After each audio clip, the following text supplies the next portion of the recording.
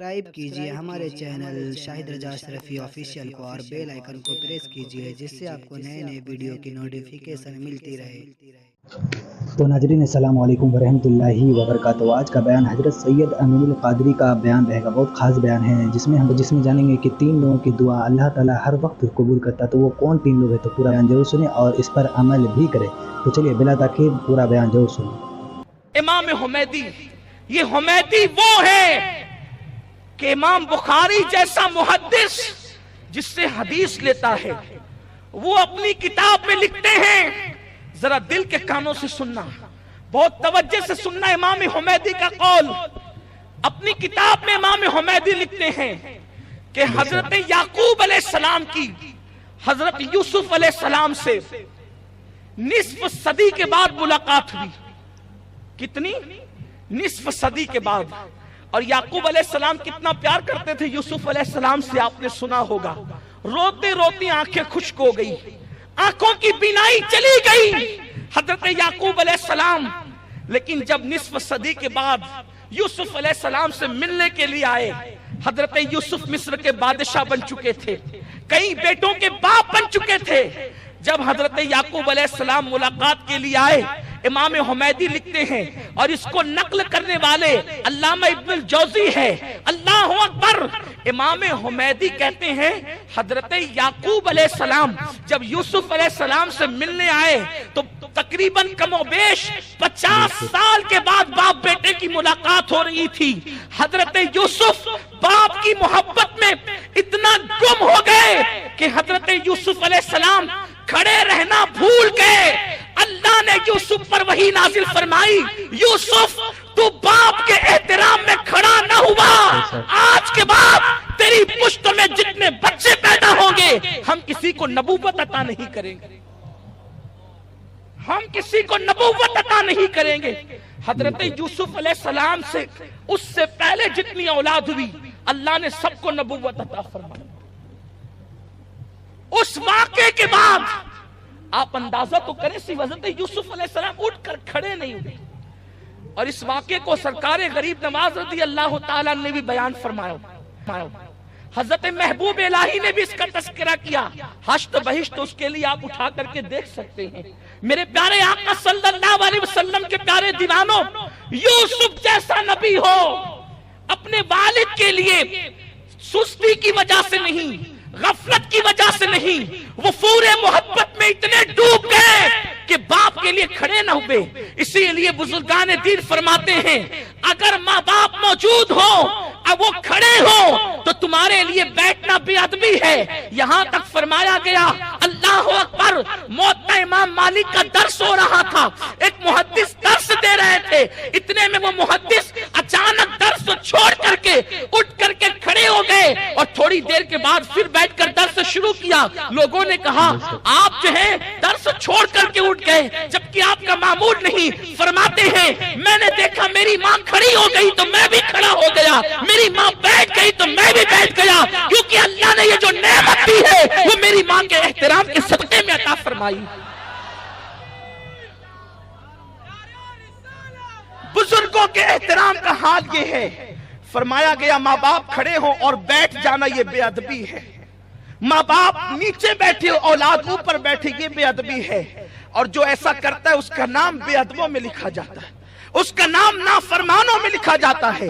اور ایک قول امام ابن الجوزی نقل کرتے ہیں، اللہ نے حضرت موسیٰ علیہ السلام پہ وحی نازل فرمائی، موسیٰ اگر کوئی میری نافرمانی کرے، گناہ کرے، گناہ کر لے، اگر اس سے گناہ ہو جائے اور وہ ماں باپ کا فرما بردار ہو تو میں اس کا نام فرما برداروں میں لکھتا ہوں، اور کوئی میری فرما برداری یعنی نیکیاں کثرت سے کرتا ہے اور ماں باپ کا دل دکھاتا ہے تو میں اس کا نام نافرمانوں میں لکھا کرتا ہوں۔ حضرت موسیٰ علیہ السلام پہ اللہ نے وحی نازل فرمائی۔ تو میرے پیارے آقا صلی اللہ علیہ وسلم کے پیارے دیوانوں، انسان کی زندگی میں ہر نعمت ہو، ماں باپ کی دعا اور خوشی نہ ہو، اس کو دنیا میں کبھی خوشی نہیں مل سکتی۔ بخاری شریف کا ایک واقعہ ہے جس کو حدیث کی بہت ساری کتابوں میں لکھا گیا ہے الفاظ کی تبدیلی کے ساتھ۔ راوی حضرت سیدنا ابو ہریرہ رضی اللہ تعالیٰ عنہ، اس کا مفہوم عرض کر رہا ہوں۔ اللہ کے حبیب صلی اللہ علیہ وآلہ وسلم فرماتے ہیں کہ 3 بچے ہیں جنہوں نے ماں کی گود میں کلام کیا ہے، ان میں سے ایک صاحب جریج کا نام بھی آتا ہے۔ جریج بنی اسرائیل کے تاریخ الدنیا ولیوں میں سے ایک ولی تھا، اور جس کا کام ہی تھا رات و دن اللہ کی عبادت کرنا۔ اللہ کی عبادت کے اندر وہ بندہ مصروف رہتا تھا۔ اس کا سوما، اس کو آپ خانقاہ کہہ لیجئے، وہ بنی ہوئی تھی، اور وہ عبادت کے اندر رات و دن مصروف رہتا تھا۔ ایک دن جریج کی ماں اس سے ملاقات کے لیے آئی۔ اس نے دروازے پہ دستک دی، جریج بہت دن ہو گئے تجھ سے ملاقات کرنی ہے بیٹا۔ وہ نفل نماز میں مصروف تھے۔ جیسے ہی ماں کی آواز سنی دل میں خیال آیا، نماز چھوڑ کر ماں سے گفتگو کروں یا نماز مکمل کروں۔ یاد رکھیں، کبھی کبھی شیطان انسان کو فرائض اور واجبات سے ہٹا کر نوافل میں الجھا دیتا ہے۔ فرائض و واجبات سے ہٹا کر انسان کو شیطان نوافل میں الجھا دیتا ہے۔ جیسے ہم نوافل میں بہت شدت کرتے ہیں، فرائض و واجبات میں کوتاہی کرتے ہیں۔ ابھی محفل ختم ہوگی، حضور امیر سنی دعوت اسلامی ہوں گے، علماء کرام ہوں گے، سادات کرام ہوں گے، مسافے کے لیے خوب بھیڑ ہوگی، دھکم دھکا چیخ پکار ہوگی۔ کرنا کیا ہے؟ ہاتھ چومنے بس، یا نظر پیش کرنی ہے، یہی کرنا ہے۔ اور اس کے لیے اتنی بھیڑ ہوگی، اتنی شدت ہوگی، سب کچھ ہوگا۔ وفور محبت سے لوگ ایک دوسرے پہ سبقت کرنے کی کوشش کریں گے، کرنا بھی چاہیے، اس لیے کہ دست و بوسی وہ عمل ہے۔ ایک ظالم بادشاہ کو کسی نے دیکھا کہ وہ جنت میں ہے، پوچھا کہ تو جنت میں کیسے آیا جبکہ تو نے بڑا ظلم کیا؟ تو اس نے کہا کہ میں نے ایک مرتبہ حضرت امام حسن بصری کے ہاتھ چومے تھے عقیدت سے، اللہ نے اسی کے صدقے مجھے جنت عطا کر دیا۔ اس کی بڑی تفصیل ہے، ٹھیک ہے یہ، لیکن آپ سے پوچھنا چاہتا ہوں کہ جتنی شدت ہم مقررین کے، سادات کے، مشائخ کے، علماء کے ہاتھ چومنے کے لیے کرتے ہیں، کیا کبھی گھر میں ہم اپنے ماں باپ کے ہاتھ چومنے کے لیے بھی ایسا کرتے ہیں؟ اگر ہم اپنے گھر میں ماں باپ کے ہاتھ چوم کر یہاں ہاتھ چومتے ہیں تو مبارک ہو آپ کو، اور اگر آپ یہاں شدت کرتے ہیں، ایک دوسرے پہ سبقت لے جانے کی کوشش کرتے ہیں اور ماں باپ کو جھوٹے منہ بھی نہیں پوچھتے، تو یہاں کے ہاتھ چومنا آپ کے کبھی کام نہیں آ سکتے۔ اس لیے کہ یہاں تو ہاتھ چومنے کے لیے ہزاروں کا مجمع ہے، لیکن ہمارے ماں باپ کے لیے ہمارے سوا کوئی اور نہیں ہے۔ اس ماں کے دل سے پوچھو، جب اس کا بیٹا اس کے ہاتھ چوم کر گھر سے نکلتا ہے تو وہ ماں کا سینہ کتنا بڑا ہو جاتا ہے، اس کا دل کتنا بڑا ہو جاتا ہے، اور بن مانگے اس کے دل سے وہ دعا نکلتی ہے جو انسان کی تقدیر کو بدل دیا کرتی ہے۔ مصطفیٰ جان رحمت صلی اللہ علیہ وسلم فرماتے ہیں 3 لوگوں کی دعا ہر وقت قبول ہوتی ہے، اللہ اس کو کبھی رد نہیں کرتا۔ ماں باپ کی دعا اولاد کے حق میں ہمیشہ قبول ہوتی ہے، مسافر کی دعا سفر میں ہمیشہ قبول ہوتی ہے، مجاہد کی دعا جہاد میں ہمیشہ قبول ہوتی ہے۔ جو دعا مقبول ہے اس کے لینے کی کوشش نہیں کرتے، جو دعائیں مشکوک ہیں ان کے چکر میں رات و دن لگے ہوئے۔ فرائض و واجبات میں سستی پیدا کر کے شیطان نوافل میں الجھا دیتا ہے۔ جریج کی ماں دستک دے رہی ہے، بیٹے تجھ سے گفتگو کرنا ہے۔ اس نے سوچا نماز پڑھوں یا ماں سے بات کروں، دل نے کہا نماز مکمل کر لے۔ پھر دوسری بار ماں نے دستک دی، پھر دل میں خیال آیا نماز پڑھ لوں یا ماں سے ملاقات کر لوں۔ تیسری بار دستک دی۔ حالانکہ ہمارے یہاں مسئلہ یہ ہے، اگر ہم نفل نماز پڑھ رہے ہوں، ماں باپ کو پتا ہے کہ نماز پڑھ رہا ہے، نفل نماز، اور ماں باپ آواز دیں تو نماز چھوڑ کر، نفل نماز چھوڑ کر ماں باپ کے حکم پر آنے کی اجازت ہے، اس لیے کہ نفل سے بہتر والدین کی خدمت ہے۔ میں نے ابھی حضرت عبداللہ ابن مبارک کا قول آپ کے سامنے پیش کیا۔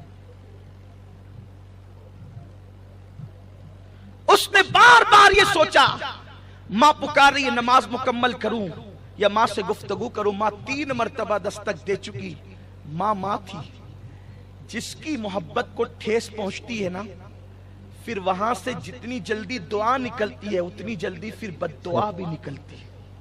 اور آپ سے کہتا ہوں اپنے اولاد کے لیے کبھی بد دعا مت کیا کرو، اس لیے کہ میرے آقا فرماتے ہیں جو اولاد کے لیے بد دعا کر دے وہ اولاد کو تباہی تک پہنچا دیتا ہے۔ کبھی اولاد کے لیے بد دعا نہیں کرنا، اس لیے کہ تمہاری دعا بھی فوراً قبول ہے، تمہاری بد دعا بھی فوراً قبول ہے۔ اولاد کے لیے جلدی سے، اولاد تو کیا کسی کے لیے بد دعا مت کیا کرو، اس لیے کہ بد دعا کرنا اپنا کام ہی نہیں۔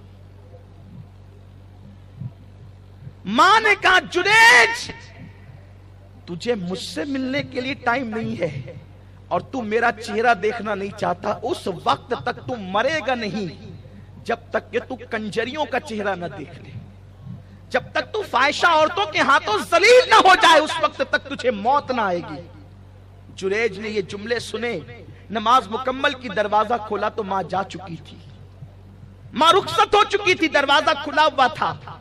ایک فاحشہ عورت زنا کے ارادے سے صومعہ میں داخل ہوئی اور داخل ہونے کے بعد زریج سے کہا کہ میرے ساتھ برائی کر۔ زریج نے کہا اللہ کی پناہ میں زنا نہیں کرتا، زنا بدترین جرم ہے۔ اللہ اکبر۔ اتنا سننے کے بعد وہ باہر نکلی، نیچے ایک دوسرا بندہ رہتا تھا جو چرواہا تھا، اس کو اس نے زنا کی دعوت دی، وہ زنا کے اندر مصروف ہو گیا اور اس زنا کے بعد بچہ پیدا ہوا۔ جب بچے کے متعلق بادشاہ نے اور حاکم نے پوچھا کہ یہ بچہ بغیر باپ کا آیا کہاں سے ہے، اس لڑکی نے فوراً کہہ دیا یہ بچہ جریج کا ہے۔ اس کو لوگوں کو یقین نہ آیا۔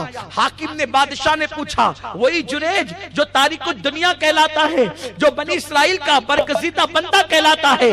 ہاں کہا وہی جریج۔ اتنا سننے کے بعد بادشاہ نے کہا اس کے عبادت خانے کو توڑ دو، وہ مکار ہے، اور اس کے گلے میں رسی ڈال کر اس کے ہاتھ پیروں کو پابند سلاسل کر کے جو ہے وہ یہاں پر لے کر کے آؤ، اس سے پوچھا جائے۔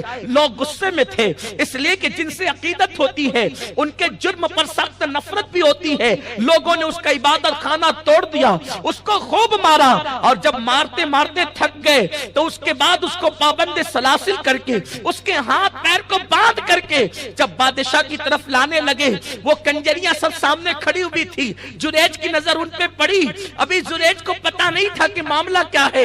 جریج وہاں سے گزرتے ہوئے جب وہاں پر پہنچے تو پوچھا بات کیا ہے، مجھے کیوں مارا گیا، میری عبادت خانے کو کیوں توڑ دیا گیا؟ اس وقت بادشاہ نے کہا یہ عورت کیا کہتی ہے؟ اس وقت کہتی کیا ہے؟ کہا اس کے پاس جو بچہ ہے وہ بچہ تمہارا ہے۔ اللہ اکبر۔ جریج نے کہا یہ بچہ میرا ہے، رکو مجھے مہلت دو، مجھے وقت دو، مجھے ٹائم دو۔ بادشاہ نے کہا کس بات کا؟ صرف 2 رکعت نفل پڑھنا چاہتا ہوں۔ دربار میں جریج نے 2 رکعت نماز ادا کی، اور نماز ادا کرنے کے بعد اس بچے کی کوکھ میں انگلی رکھا اور پھر کہا بچے اب تو ہی بتا دے تو کس کا بچہ ہے، جریج کا یا کسی اور کا؟ سوچو رب کی بارگاہ میں مقبولیت کی کس منزل پر فائز ہے جریج؟ جریج کا مرتبہ کیا ہے؟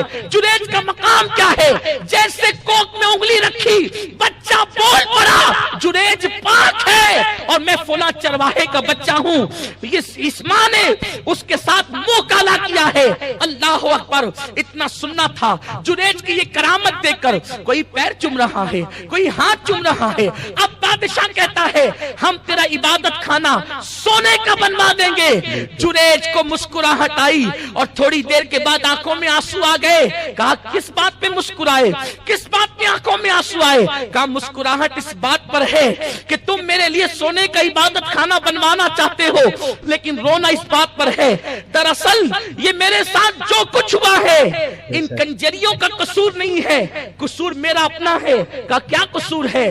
میں نے اپنی ماں سے ملاقات نہیں کی تھی، یہ میری ماں کی بد دعا کا نتیجہ ہے کہ ذلت کا یہ منہ مجھے دیکھنا پڑا، کیونکہ میری ماں نے کہا تھا مرنے سے پہلے ضرور تو کنجریوں کا منہ دیکھے گا، اس لیے ان کا منہ دیکھنا پڑا۔ مجھے بتاؤ صاحب کرامت ہو کر کے اتنے بڑے مرتبے پہ فائز ہو کر کے جب ماں کی بد دعا اس جیسے کو لگ سکتی ہے تو ہم کس کھیت کی مولی، ہم کہاں رہتے ہیں؟ آج کے وہ نوجوان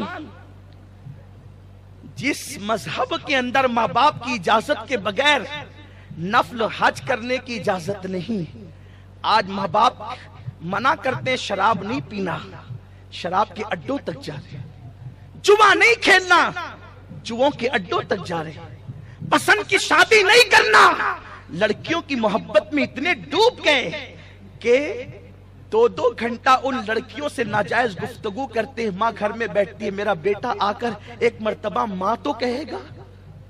تمہارے دلوں کے اندر محبتوں کا اتنا بڑا سمندر ہے کہ تم لڑکیوں کو ناجائز پیار دینے کے لیے تیار ہو گئے، اور جس ماں نے 9 مہینے تک اپنے پیٹ میں رکھا، اس ماں کے لیے تمہارے پاس کوئی پیار نہیں، اس باپ کے لیے تمہارے پاس کوئی پیار نہیں۔ محنت سے کما کما کر بچپنے سے لے کر جوان کرنے والا وہ باپ آج جس کے ہاتھ کانپنے لگے ہیں کسی ناجائز محبت کی بنیاد پہ لڑکی کو تحفے دینے کے لیے پیسے ہے، اور ماں باپ کا، بوڑھے ماں باپ کا بیماری کا علاج کرانے کے لیے ہمارے پاس پیسے نہیں، ہم اپنی آخرت کو تباہ کر رہے ہیں۔ میرے وہ نوجوان جو آج ماں باپ کو رلا رہے ہیں، اگر آج ان کو ہوش نہیں آیا، آج انہوں نے معافی نہیں مانگی، ساری زندگی کہیں انہیں رونا نہ پڑے۔ تو ناظرین، ویڈیو اگر اچھی لگی تو ضرور ویڈیو کو لائک کریں، اور ہمارے چینل پر اگر نئے ہیں تو ضرور سبسکرائب کریں، اور اللہ سے دعا کریں کہ اللہ ہمیں نیک عمل کرنے کی توفیق عطا فرمائے، ہر بلا مصیبتوں سے، پریشانیوں سے، آفتوں سے، بیماری سے حفاظت فرمائے۔ تو ناظرین، ملتے ہیں اگلی ویڈیو میں، تب تک کے لیے السلام علیکم ورحمۃ اللہ وبرکاتہ۔ دعا میں یاد رکھیں۔ ویڈیو اچھی لگے تو ہمارے ویڈیو کو لائک کریں اور ہمارے چینل کو سبسکرائب کریں۔ شکریہ۔